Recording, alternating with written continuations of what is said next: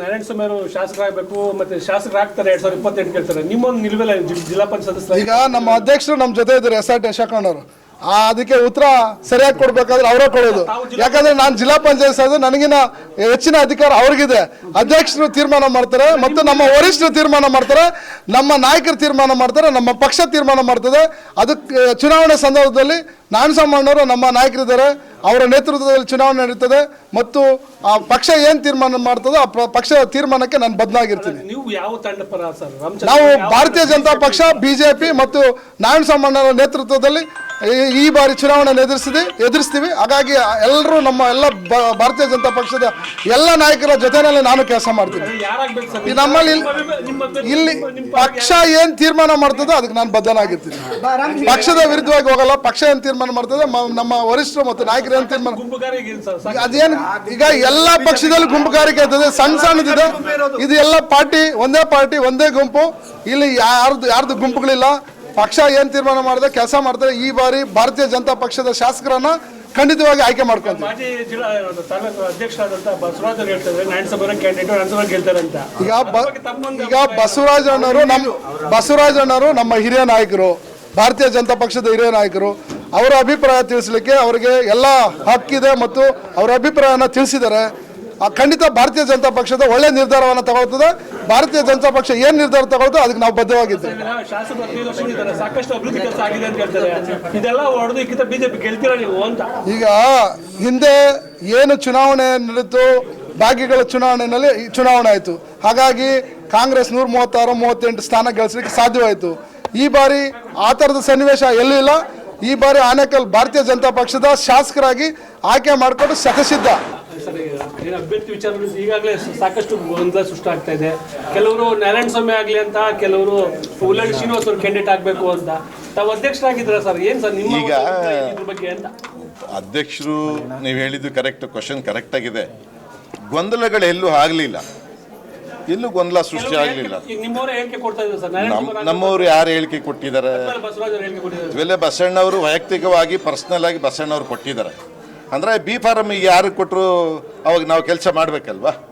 ಈಗ ರಾಜ್ಯದಿಂದ, ಜಿಲ್ಲೆಯಿಂದ, ಕೇಂದ್ರದಿಂದ ಏನು ಬಿ ಫಾರಮ್ ತರ್ತಾರೆ ಅವ್ರಿಗೆ ನಾವು ಬದ್ಧ ಆಗಿರಬೇಕು. ನಾವು ಈಗ ಪಾರ್ಟಿ ಸಿಂಬಲ್ ಯಾರಾದರೂ ಸರಿ ನಾವು ಕೆಲಸ ಮಾಡಬೇಕಲ್ವಾ. ನಮಗೆ ಇಂಥವರೇ ಬೇಕು, ಇಂಥವರೇ ಬರಲಿ ಅಂತ ರಾಜ್ಯದ ನಾಯಕರು ಚುನಾವಣೆ ಇದು ರಾಜ್ಯದ ನಾಯಕರು ಇವರಿಗೆ ಬಿ ಫಾರಮ್ ಕೊಟ್ಟು ಕಳಿಸ್ಬೇಕು. ಆವಾಗ ನಾವು ಪಾರ್ಟಿ ಸಿಂಬಲಲ್ಲಿ ನಾವು ಎಲ್ಲರೂ ಮಾಡ್ತೀವಿ. ಒಟ್ಟು ಅಭಿಪ್ರಾಯ ಆನೇಕಲ್ ತಾಲೂಕಲ್ಲಿ ಎಲ್ಲ ಅಭಿಪ್ರಾಯ ಒಂದೇ, ಪಾರ್ಟಿ ಸಿಂಬಲ್ ಅಷ್ಟೇ, ಬೇರೆ ಯಾರು ವೈಯಕ್ತಿಕವಾಗಿ ಯಾರೂ ಇಲ್ಲ. ಸಾಕಷ್ಟು ಗುಂಪುಗಾರಿಕೆ ಅದೇ ಇದೆ. ತಾವು ಹೇಳ್ತಾ ಇದ್ರೆ ಇನ್ನೂ ಅಧಿಕಾರ ಸ್ವೀಕಾರ ಮಾಡಿಲ್ಲ ಸರ್ ಅಧ್ಯಕ್ಷ ತಾವು. ಇಲ್ಲ, ಈಗ ನಮಗೆ ಅಧಿಕಾರ ಸ್ವೀಕಾರ ಆ ವಿಚಾರದಲ್ಲಿ 5 ಜನ ಇದೆ. 5 ಜನದ್ದು 2 ಪ್ರಧಾನ ಕಾರ್ಯದರ್ಶಿಗಳು, ಮಹಿಳಾ ಮೋರ್ಚಾದ್ದು ಇವ್ರದ್ದು ವಾಪಸ್ ತಗೊಂಡಿದ್ವಿ. ರೀಸನ್ ಏನು ಅಂದರೆ ಇನ್ನು ಜಿಲ್ಲೆಯಲ್ಲೇ 2 ವರ್ಷ ಆಗಿದೆ. ಜಿಲ್ಲೆಯಲ್ಲೇ ಇನ್ನೂ ಪ್ರಧಾನ ಕಾರ್ಯದರ್ಶಿಗಳು ಮೊನ್ನೆ ಅನೌನ್ಸ್ ಮಾಡಿದ್ದಾರೆ. ಈಗ ಇನ್ನೂ ಮೋರ್ಚಾಗಳು ಮಾಡಲೇ ಇಲ್ಲ. ಹಾಗಾಗಿ ಜಿಲ್ಲೆ ಆದಮೇಲೆ ನಮ್ಮ ತಾಲೂಕು ಮಾಡಬೇಕಾಗಿರೋದು. ಈಗ ಜನವರಿ 15-16 ಮೇಲೆ ನಾವು ಎಲ್ಲ ನಾಯಕರು ಒಟ್ಟಾಗಿ ಕೂತ್ಕೊಂಡು ಮಾತಾಡಿ ಅವ್ರನ್ನ ಮತ್ತೆ ನಾವು ಸೆಲೆಕ್ಷನ್ ಮಾಡ್ಕೊಳ್ತೀವಿ. ಅವ್ರಿಗೆ ತೊಗೊಂಡ್ಬಿಟ್ಟಿದ್ದೀವಿ, ವಾಪಸ್ ತೊಗೊಂಡ್ಬಿಟ್ಟಿದ್ದೀವಿ, ನಿಮಗೇನು ಕೊಡಲ್ಲ ಅಂತ ಏನಿಲ್ಲ. ಎಲ್ಲರೂ ಒಟ್ಟಿಗೆ ಕರ್ಕೊಂಡು ಹೋಗೋ ಜವಾಬ್ದಾರಿ ನಮ್ದಿದೆ.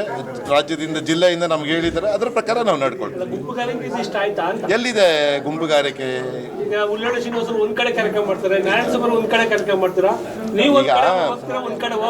ನೀವೇ ಹೇಳಿದ್ದು 101ನೇ ಜನ್ಮದಿನದ ಅಂಗವಾಗಿ ಅಟಲ್ ಬಿಹಾರಿ ವಾಜಪೇಯಿ ಅವರ ಕಾರ್ಯಕ್ರಮ ಮನೆ ಮನೆಗೂ ಮಾಡಲಿ ಬಿಡಿ. ನಮ್ಮ ಪಾರ್ಟಿ ಕಾರ್ಯಕರ್ತರು ತಾನೆ, ಮನೆ ಮನೆಗೂ ಮಾಡಲಿ, ತಪ್ಪೇನಿದೆ?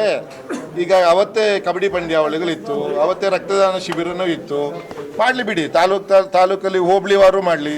ನಾವೀಗ ಅವತ್ತೇ 2 ಮೀಟಿಂಗು ಅಟೆಂಡ್ ಮಾಡಿ ಬಂದ್ವಿ. ಮರ್ಸೂರಲ್ಲಿ ಮಾಡಿದ್ದಾರೆ, ಪಂಚಾಯಿತಿಗಳಲ್ಲೂ ಮಾಡಿದ್ದಾರೆ. ಅಲ್ಲಲ್ಲಿ ಗುಂಪುಗಾರಿಕೆಗಳು ಎಲ್ಲಿ ಬಂತು? ಎಲ್ಲ ಒಟ್ಟಾಗಿದ್ದೀವಿ ನಾವು.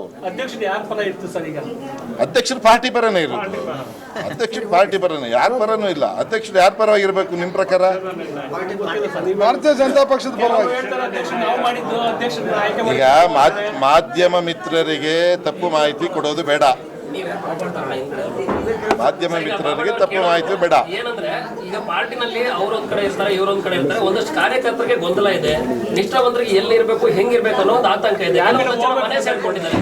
ಇದಕ್ಕೊಂದು ಗೊಂದಲ ತೆರೆಯ ಈಗ ಹೆಂಗೆ ಅಂತ ಕೇಳ್ತಿದ್ದಾರೆ ಈಗ. ಮಾಧ್ಯಮ ನಮ್ಗೆ ಗೊತ್ತಿಲ್ಲ ಅಂತ ಹೇಳ್ತಾರೆ.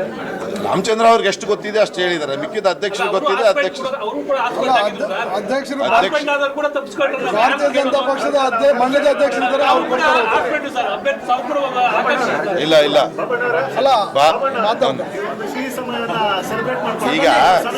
ಈಗ ನಮ್ಮ ಜಡ್ಪಿ ರಾಮಚಂದ್ರ ಅವರು, ಮಾಜಿ ಜಿಲ್ಲಾ ಪಂಚಾಯತ್ ಸದಸ್ಯ ರಾಮಚಂದ್ರ ಅವರು ಪಾರ್ಟಿ ಪರವಾಗಿ ಇರೋದು.